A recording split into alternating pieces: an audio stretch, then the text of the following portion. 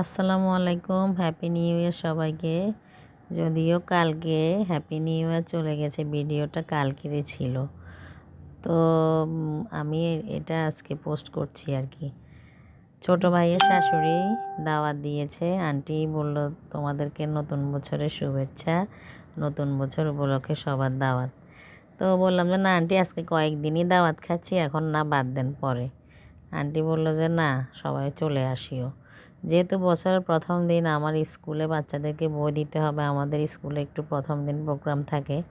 তো স্কুলে বই দিয়ে তারপর দুপুরে বাসায় এসে রেডি হয়ে গেলাম।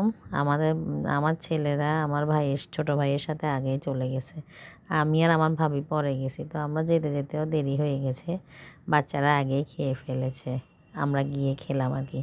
তো আন্টি গরুর মাংস বিরিয়ানি করছে, সাথে সাদা ভাতের সাথে ছিল মুরগি ভর্তা, গাছের লাউ, শাক ভাজি, ডাল। আলহামদুলিল্লাহ সবাই মিলে খুব ভালোভাবে খাওয়া দাওয়া করলাম।